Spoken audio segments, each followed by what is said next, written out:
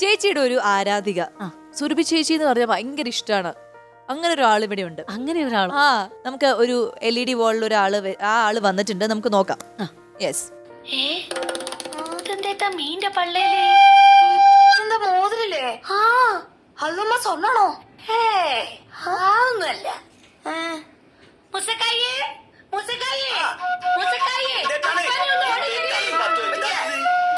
കണ്ടോ മീന്റെ പള്ളിയിൽ ഒരു മോതിരോ? ചിലപ്പോ എൻഗേജ്മെന്റ് കഴിഞ്ഞ് മീനായിരിക്കും. ഒന്ന് പോടാ. അപ്പൊ ഇതാണ് ജാൻവിക്കുട്ടി. ജാൻവിക്ക് സുരഭി ചേച്ചിയെ ഭയങ്കര ഇഷ്ടമാണ്. നമ്മുടെ ഫ്ലോറിൽ വന്ന് പെർഫോമൻസുകളൊക്കെ കാഴ്ചവെച്ചൊരു മിടുക്കിയാണ്. അപ്പോൾ സുരഭി ചേച്ചിയുടെ പാത്തുവിന്റെ കുറേ വീഡിയോസ് ചെയ്തിട്ടുണ്ട്.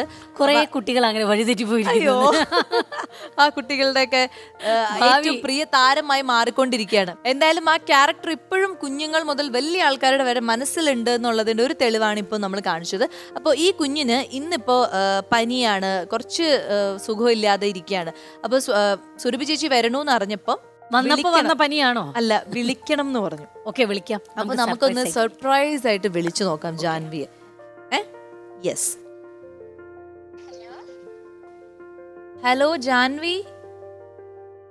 ഹലോ. ഞാനേ സ്വാസികയാണേ, റെഡ് കാർപ്പറ്റിന്ന്.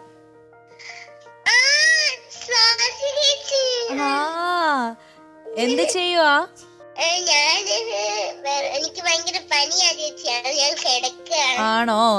ഭക്ഷണമൊക്കെ കഴിച്ചോ? മരുന്നൊക്കെ കഴിച്ചോ? ഓ ശരി. അപ്പൊ ഈ പനിയും ഈ ക്ഷീണവും ഒക്കെ പെട്ടെന്ന് മാറാനായിട്ട് ഞാൻ ഒരാളുടെ കയ്യിൽ ഫോൺ കൊടുക്കാം. അപ്പൊ ആ ആള് കുറച്ച് മരുന്നൊക്കെ പറഞ്ഞു തരും കേട്ടോ. ശ്രദ്ധിച്ചു കേക്കണേ. ഡോക്ടറാണോ? ഡോക്ടർ ഞാൻ കൊടുക്കാവേ.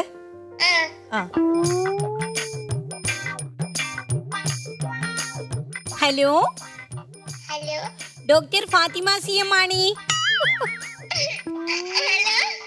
എന്താണ് സൂക്കേടി? ഡെങ്കി പനി, തക്കാളി പനി, കൊറോണ, മീൻ പനി, അങ്ങനെ പല തരത്തിലുള്ള പനിയുണ്ട്. ഏത് പനിയാണിത്? കിടക്കുന്ന പനിയാണെങ്കിൽ ഇത് ആഗോലി പനിയാണ്. നല്ലോണം പെടിക്കണ പനിയാണെങ്കിൽ മത്തിപ്പനിയാണ്. മത്തിപ്പനി എനിക്ക് തോന്നണേ മത്തിപ്പനിയാണ് എന്നാ. മുസക്കായിനോട് പറഞ്ഞിട്ട് ഒരു അരിഷ്ടം നമ്മൾ എഴുതി തരാം, 2-3 മീൻ ഗുളികയും തരാം. സാസി ചേച്ചി റെക്കോർഡ് ചെയ്ത് പറ്റിക്കുന്നല്ലത് ഞാൻ തന്നെയാണ്. അല്ല, ഇത് ശരിക്കും പാത്തുവാണ്. അതെ, സുരഭിയാണ്. ഞാൻ കണ്ടല്ലോ കൊറേ റീൽസ്. കൊറേ ഇഷ്ടപ്പെട്ടു. ഇപ്പൊ പനിയൊക്കെ പോയില്ലേ?